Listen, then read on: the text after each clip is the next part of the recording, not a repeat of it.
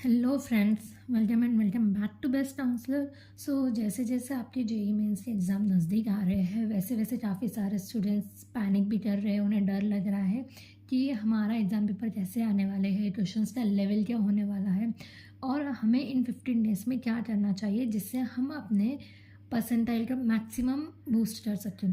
तो ये वीडियो उन सभी स्टूडेंट्स के लिए बहुत ज़्यादा इम्पॉर्टेंट होने वाला है।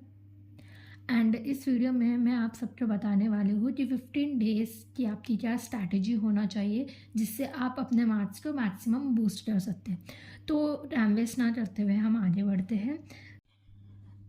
सबसे पहले यहाँ पर मैंने मोटा मोटा बताया है कि आपको कितने दिनों में क्या क्या करना चाहिए। जैसे आप स्टार्टिंग के पहले दिन में फुल सिलेबस रिविज़न करेंगे, उससे आगे वाले 5 दिन में आपको मॉक टेस्ट एंड एनालिसिस करना है उसे।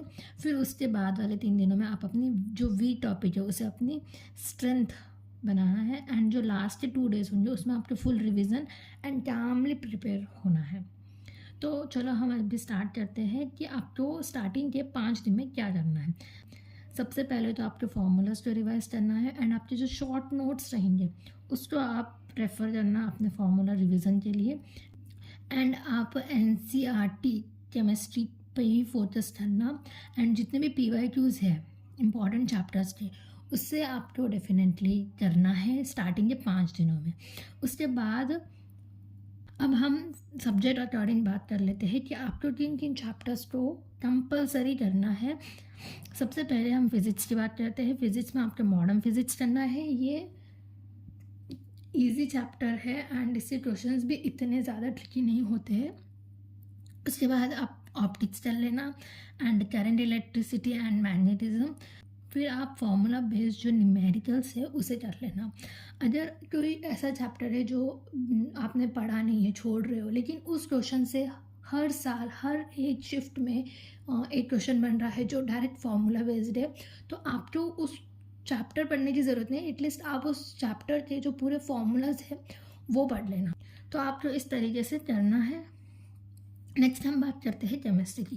केमिस्ट्री में आपको NCERT लाइन टू लाइन करनी है, क्योंकि जो इनऑर्गेनिक के क्वेश्चंस आते हैं ना वो पूरे NCERT में से आते हैं, कहीं बाहर से नहीं आते हैं।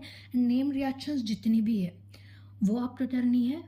फिजिकल केमिस्ट्री में आपके क्वेश्चंस फार्मूला बेस्ड भी आ सकते हैं एंड थ्योरेटिकल भी आ सकते हैं, तो आप दोनों करना। नेक्स्ट हम बात करते हैं मैथमेटिक्स की। तो मैथमेटिक्स में सबसे जो हाई वेटेड चैप्टर्स है आपको वो करने हैं। ठीक, जैसे आपका मैट्रिसेस हो गया। मैट्रिसेस में आपके हर साल हर एक शिफ्ट में क्वेश्चंस आते हैं compulsory and it's easy to score. तो आप मैट्रिसेस एंड डिटर्मिनेशंस ये मत छोड़ना। एंड डिफरेंशियल इक्वेशन भी क्वेश्चंस आते हैं पर वो डिपेंड करता है, कभी से क्वेश्चंस ट्रिकी आते हैं, कभी इजी आते हैं। तो आप सबसे पहले जो इजी चैप्टर्स है उसे करना।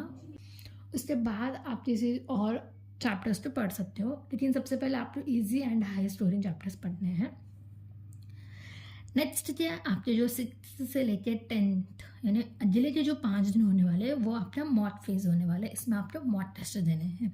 ओके, आपको डेली एक फुल मॉक टेस्ट देना है 3 घंटे का। उसको डिटेल एनालिसिस करना है।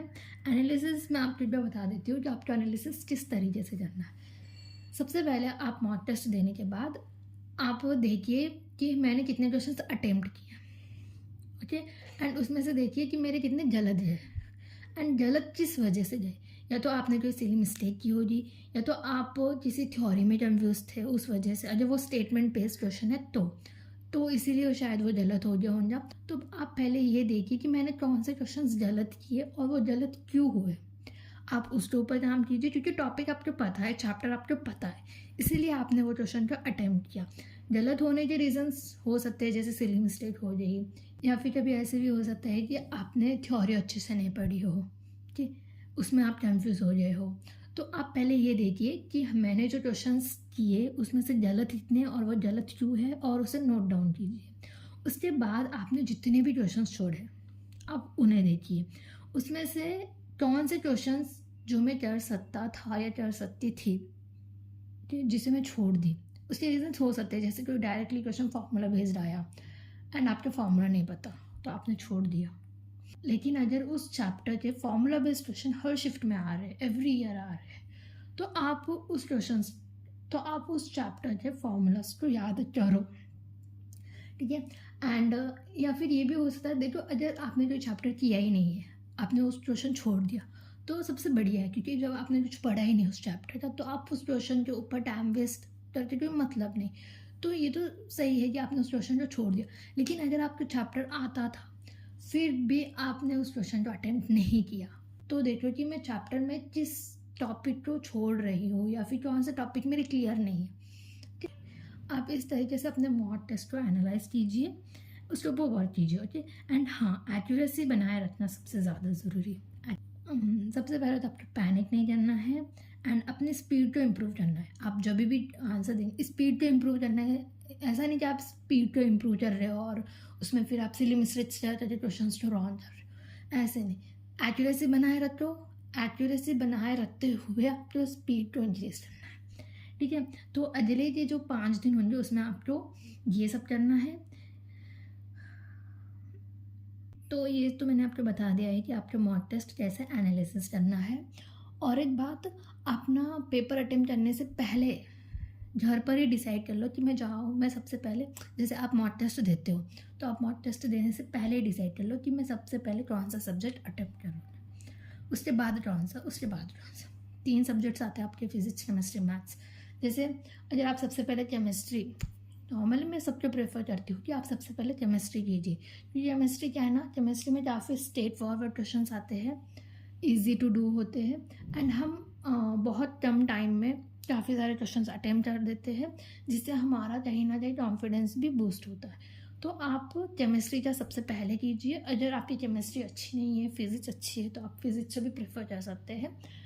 पर हाँ, मैथ्स के क्वेश्चंस काफ़ी टाइम कंज्यूमिंग होते हैं एंड हर साल मैथ्स में एक क्वेश्चन काफ़ी टफ लेवल का आता है, जो एटलीस्ट जेई एडवांस लेवल का, हाँ काइंड ऑफ बोल सकते हैं कि वो जेई एडवांस लेवल का होता है।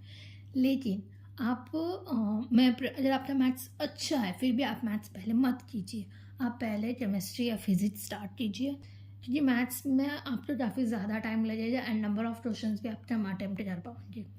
इसमें आपका कहीं ना कहीं कॉन्फिडेंस डाउन हो जाएगा।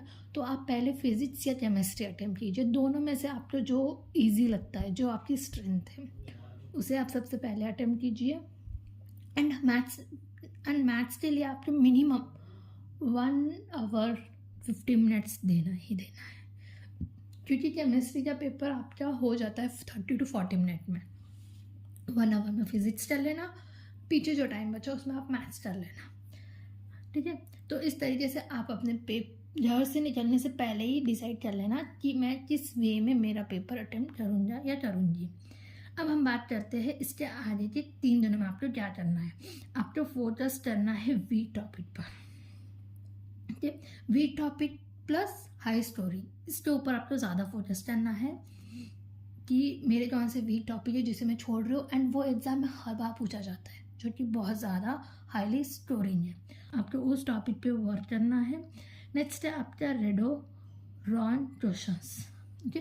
कई बार ऐसा होता है कि हम ना क्वेश्चंस को समझने में मिस्टेक कर देते हैं। जैसे कई बार क्वेश्चन पूछा जाता है कि कोई भी आपको कंपाउंड दे देगा एंड बताएगा find the number of lone pair, जैसे केमिस्ट्री में क्वेश्चन आता है। तो फिर हम क्या करते हैं, सिर्फ सेंट्रल मेटल आयन के लोन पेयर को ही कंसिडर करते हैं कि भाई ये इतने ही लोन पेयर है, लेकिन आप जो साइड एलिमेंट होते हैं उनके ऊपर भी आपको लोन पेयर काउंट करने हैं। वो पूरे के पूरे कंपाउंड में पूछ रहा है कि कितने लोन पेयर है, ऐसा नहीं पूछ रहा है कि सेंट्रल मेटल पर कितने लोन पेयर है। तो आप क्वेश्चन को अच्छे से रीड करो, समझो उसे। एंड नेक्स्ट है आपका डेली फॉर्मूला रिवीजन, या आपको फॉर्मूला डेली रिवाइज करना है। मॉर्निंग उठ के आप रिवाइज कर सकते हो, क्योंकि मॉर्निंग चीज़ें जल्दी याद होती हैं। इसके बाद हम बात करते हैं लास्ट 2 डेज में आपको क्या करना चाहिए। Light revision only, okay. कोई भी आपको न्यू मॉक टेस्ट देने की ज़रूरत नहीं है एंड प्रॉपर आप अपने माइंड को काम रखो, अच्छे से नींद लो। तो फाइनल डेज में आपको इतना ही करना है, ज़्यादा पैनिक नहीं करना है, डरना तो बिल्कुल भी नहीं है, ये तो बस एक नॉर्मल एग्ज़ाम है। अब मैं आपको बताने वाली हूँ गोल्डन रूल्स। आप पेपर अटेम्प्ट करते समय क्वेश्चंस भले ही कम अटेम्प्ट करें, लेकिन एक्यूरेसी ज़्यादा होनी चाहिए। एक्यूरेसी अच्छी होगी तो आप भले ही कम क्वेश्चन अटेम्प्ट करेंगे लेकिन आपके क्वेश्चन रॉन्ग नहीं जाएंगे, वो सारे सही रहेंगे। ठीक, तो नेगेटिव मार्क्स की चांसेस बहुत कम हो जाती है। एंड केमिस्ट्री जैसे मैंने पहले भी बताया था कि आप केमिस्ट्री सबसे पहले अटेम्प्ट कीजिए, क्योंकि केमिस्ट्री में काफ़ी स्ट्रेट फॉरवर्ड क्वेश्चन होते हैं, आप कम टाइम में काफ़ी सारे क्वेश्चन अटेम्प्ट कर सकते हैं। तो आप केमिस्ट्री हमेशा स्टोरिंग होता है, आप उसको थोड़ा और अच्छे से कीजिए and stay confidence, no doubt आपको कॉन्फिडेंस रहना है। ठीक है, कि मैं नहीं तो कौन, ये वाला जो एटीट्यूड है ना, ये आपको लेके चलना है। So that's all about today video. I hope आपको ये वीडियो इन्फॉर्मेटिव लगा, एंड ऐसे ही इन्फॉर्मेटिव वीडियोज़ के लिए subscribe to our channel best chancellor. Thank you.